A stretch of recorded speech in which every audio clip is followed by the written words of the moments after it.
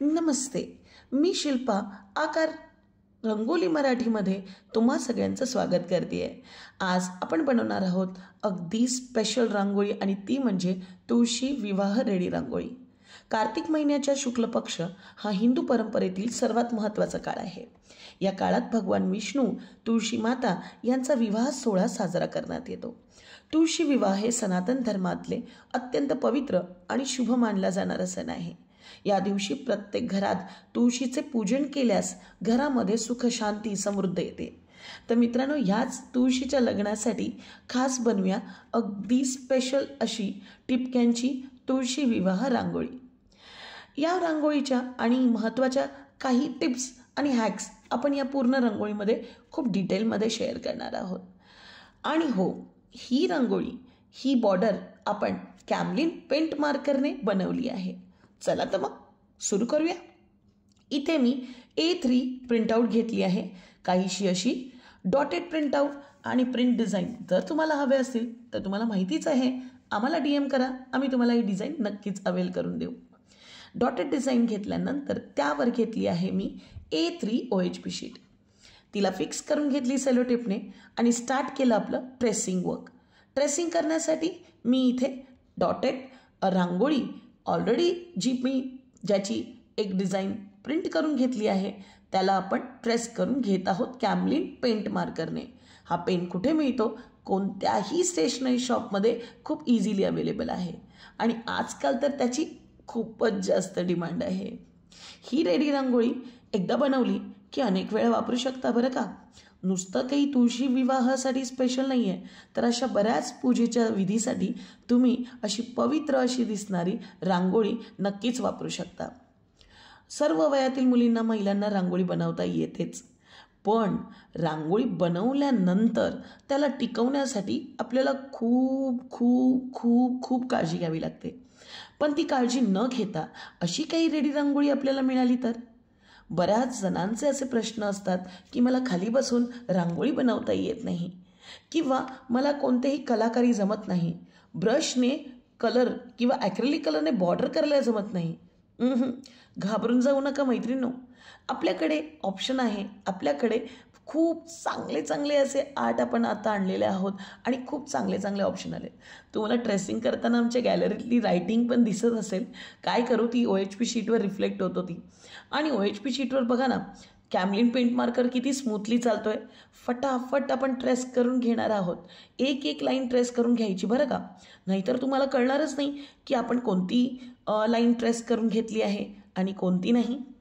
मित्रांनो, आपण तुळशी विवाह रांगोळी ह्याचं हे जे डिझाईन आहे ते घेतल्यानंतर आपलं काम अजूनच सोपं झालं। फक्त ती डिझाईन आपण आपल्या OHP शीटवर, अरे हे तर मी सांगितलंच नाही का, 175 मायक्रॉनची OHP शीट मी ते घेतली आहे, A3 मध्ये घेतली आहे, जेणेकरून आपली ही जी डॉटेड रांगोळी आहे ती थोडी मोठी दिसेल। पहा, ट्रेस करून झाल्यानंतर ही डिझाईन किती सुंदर दिसते। ग्लू लावून घ्यायचं आहे मैत्रिणींनो। हा ग्लू कोणता, हे मिश्रण कोणतं? अरे सांगते पूर्ण व्हिडिओ तर बघा। हे मिश्रण आपण बनवलं आहे फेविकॉल MR या ग्लूपासून, म्हणजेच फेविकॉल MR मध्ये आपण टाकणार आहोत 30% पाणी, कारण ही पूर्ण रांगोळी मी फक्त एकाच लेअरच्या रांगोळीमध्ये कंप्लीट करणार आहे। हो एकाच, का माहिती आहे? कारण ह्या अशा रांगोळ्या आहेत ज्या फारच सिलेक्टेड ठिकाणी आणि सिलेक्टेड वेळी सिलेक्टेड दिवशी आपण वापरणार आहोत आणि अशा वेळेला मला खूपच क्विकली अशी रांगोळी बनवायची आहे, तर म्हणूनच मी इथे रांगोळीचा एकच लेअर मारणार आहे। जेव्हा मी रांगोळीचा एक लेअर मारते ना मैत्रिणींनो, तेव्हा आपल्या मिश्रणाचा रेशिओ असतो 70-30, म्हणजे 70% फेविकॉल MR आणि 30% पाणी। थोडं फटाफट फास्ट फॉरवर्ड दाखवते, पण मेथड मात्र सेम आहे हा।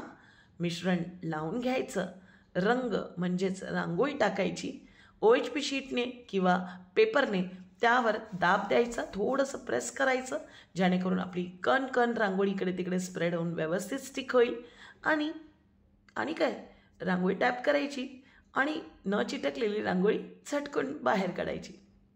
तुम्हाला माहिती आहे का, बऱ्याच मैत्रिणी अजूनसुद्धा या रांगोळी डिझाईनवर शंका घेत आहेत की ही रांगोळी डिझाईन वापरणं योग्य आहे का, ती तितकी पवित्र आहे का?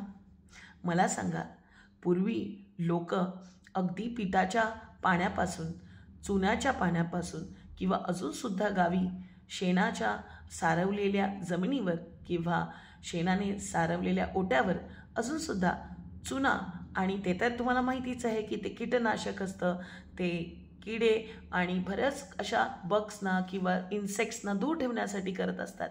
पण पहा ना, क्रिएटिव्हिटीला कोणत्याच प्रकारचे लिमिट्स नसतात. पण त्या क्रिएटिव्हिटीला मॉडर्न टच देता देता आपल्याला आपली ट्रेडिशनल पद्धत विसरायची नाही आहे बरं का. तुम्हाला ह्या अशा पद्धतीमध्ये कुठेच कोणत्याही हार्श केमिकल किंवा अशा केमिकलचा वापर दिसणार नाही, जेणेकरून तुमच्या रांगोळीमध्ये कुठेच नेगेटिव्हिटी किंवा अगदीच त्याचा जो लुक आहे तो पूर्णपणे वेगळा होत असतो. कुठेच नाही येणार.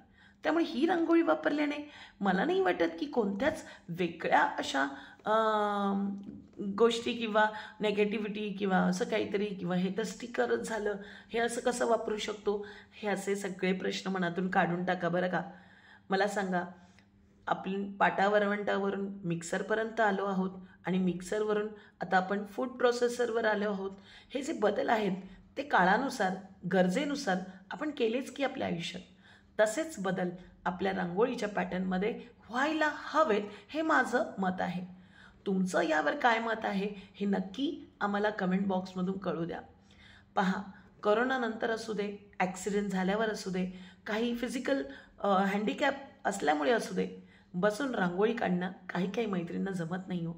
रांगोळी काढलेली पटकन पुसली जाते. घरात लहान बाळा येतो, घरात कामं खूप असतात हो. रोजच्या धगधगीच्या जीवनामध्ये ऑफिसला जायला वेळ होतो आणि मग रांगोळी कधी काढत बसणार. पण रांगोळी आवडते घरच्यांना. गुरुवारची रांगोळी काढावी लागते, शनिवारची रांगोळी काढावी लागते, रविवारची रांगोळी काढावी लागते. मग कशाला घाबरता? रेडी रांगोळी बनवून ठेवा, एखाद दुसरं रांगोळी आलटून पलटून वापरत जा. खूप चांगला ऑप्शन आहे, नक्की ट्राय करून बघा. पहा, इथे मी मिश्रणची कन्सिस्टन्सी दाखवण्यासाठी मुद्दामून ह्या व्ह्यूमध्ये तुम्हाला हे जे ग्लू पसरण्याचं जे काम आहे ते दाखवत आहे. बॉर्डरला कुठेही खराब न करता, बॉर्डरला कुठेही ग्लू न लावता आपल्याला तो ग्लू लावायचा आहे. अगदी भसाभसा ग्लू टाकायला जाऊ नका. काय, थोडा वेळ लागेलो, प्रॅक्टिस लागेलो. प्रॅक्टिस केलात तर नक्कीच तुम्ही त्यामध्ये परफेक्ट व्हाल. थोडं हळूहळू करा, कारण ही कामं तुम्ही खूप वर्षानंतर हातात घेणार आहात. अगदी भांड्यापासून, चमच्यानंतर कपड्यापासून आणि लादी पुसण्याच्या कामामधून कुठेतरी थोडासा वेळ काढून जेव्हा तुम्ही अशा रांगोळ्या किंवा कलाकृती बनवत असताना, तेव्हा आपलं कलाविश्व म्हणजे आपल्यातलं आर्टिस्ट जागा होऊ दे. थोडं पेशन्सली काम करा. मिश्रण पहा, मी किती हलकं आणि पातळ असं लावलं आहे. सगळीकडे अगदी इक्वल मिश्रण गेलं पाहिजे. रांगोळी पण भसाभसा टाकू नका, जेणेकरून ती इकडून तिकडून दुसऱ्या कलरमध्ये पसरेल. हळूहळू टाका. जिथे जिथे ग्लू लावलाय तिथेच टाका. दाब देताना घसा भांडण्यासारखं घासून काढू नका. म्हणजे अशा छोट्या छोट्या ज्या हॅक्स अँड टिप्स आहे तुम्ही वापरले पाहिजेत. बऱ्याच जणांचे काही कंप्लेंट्स आहेत की रांगोळी निघून येते, एक दुसऱ्याचा कलर दुसऱ्या कलरवर जातो, बॉर्डरवर सगळी रांगोळी जाते. अरे बघा ना, तुम्ही ग्लू कुठे लावताय, पहा ना जरा. रंग कसा टाकताय, रांगोळी किती कमी लावताय किंवा रांगोळी किती जास्त लावताय, त्यावर सुद्धा तुमचं हे सौंदर्य रांगोळीचं निर्भर करतं. आता इथे पहा, मी या रांगोळीला उलटं करून दाखवलं आहे. ही वॉटरप्रूफ रांगोळी आहे. बघा, मी आता याच्यावरती तुम्हाला पाणी टाकून दाखवणार आहे. पाणी टाकल्यानंतर सुद्धा आपल्या रांगोळीला काहीही होणार नाही. पहा, पाणी टाकलं आणि मी आता मस्तपैकी नॅपकिनने पुसून सुद्धा काढणार आहे. आपल्या रांगोळीला काही झालं का? नाही. हा जवळून दाखवण्याचा माझा हा अट्टास कारण तुमच्यासाठीच आहे. बरेच जण तुम्हाला तुमची रांगोळी वॉटरप्रूफ बनवून दाखवतील, रांगोळी कशी वॉटरप्रूफ आहे हे सुद्धा सिद्ध करून दाखवतील. पण ते कशा प्रकारे सिद्ध करून दाखवत आहेत हे सुद्धा बघा ना, हे सुद्धा लक्षात घ्या.